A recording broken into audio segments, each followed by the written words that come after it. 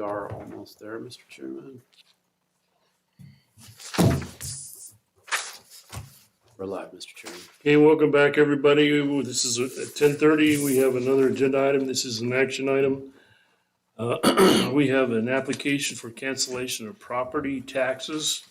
So at this time, I'm going to turn it over to our treasurer to kind of explain the process.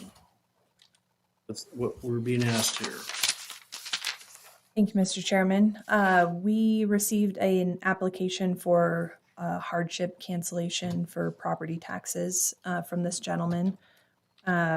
Looking up his property tax history in the past, he has applied for and qualified for circuit breaker property tax reduction since 2013. The maximum amount of circuit breaker qualification this year is $1,500. In his hardship application, he's requesting the entirety of his tax bill, which I believe was almost $3,000 to be canceled, as well as future years, which a value is not added on there. His personal information is listed in the application, including his assets and his savings accounts and all of that. So this is, I looked up the code on this. This is not something I'm familiar with. This application is to the commissioners.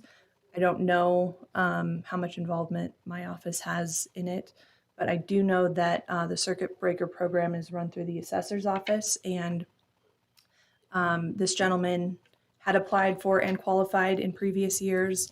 He was sent the information in 2021 and did not turn in an application. So it was not that his application was denied, he failed to apply in 2021.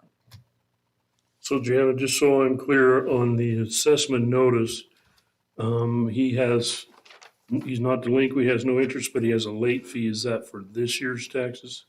That is for this year's taxes. He has not paid the 2021 taxes yet, Okay. and as of January 1st, he will start accruing interest as well. So that's when it starts, okay. Yep, so I think I printed out the tax statement last week. And this individual has a home worth about $491,000 with the homeowner's exemption. It cuts it down to $367,000 rough figures. The taxes, full taxes were $2,890.82. That is correct.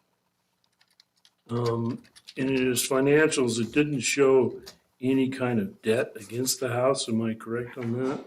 I don't know that information. Because he doesn't have any kind of a house payment or anything like that. So I'm assuming the house is free and clear.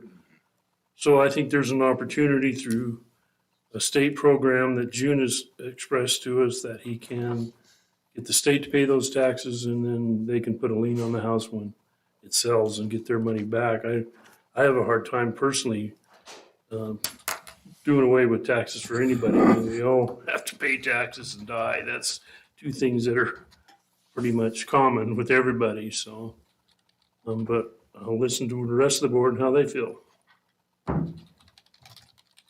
You know, my heart goes out to him. He's an elderly gentleman, a vet. And I think that there is some financial counseling out there available. This guy really would qualify for a reverse mortgage.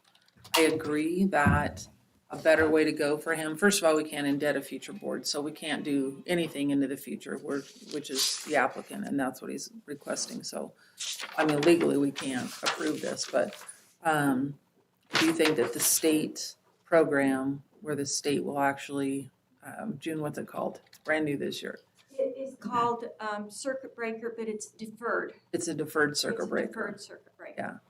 Of which the state would pay these and place a lien is probably, you know, his next best option to do that.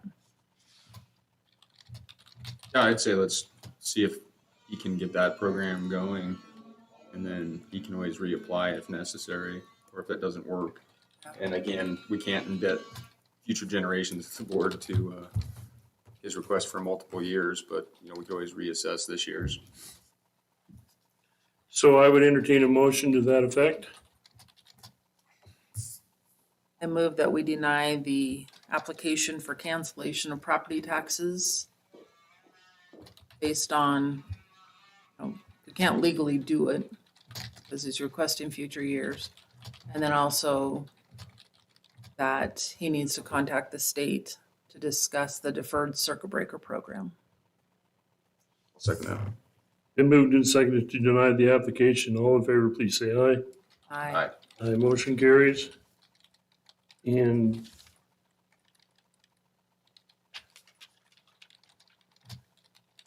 It takes a while to do this, you know, coming back and requesting a waiver of those late fees would be appropriate, but so we all need to sign this. I'm gonna let either Johanna or Doug fill out actual taxes because there's penalty and interest, but no place to put the late fees. Maybe the late fee is the interest. I don't know. But we'll do it. We can sign the rest of it. And then Joanna, you can fill up the specifics out for us.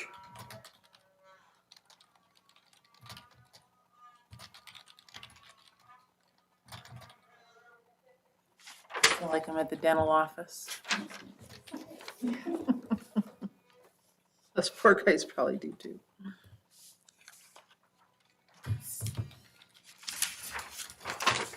Thanks, June, for your help and your advice.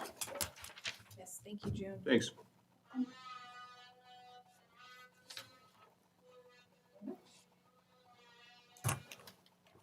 Thanks, Johanna. Have a good day. Yeah, you too. Okay, we have about 10 minutes until our next agenda item. If you need a break, this would be a good time.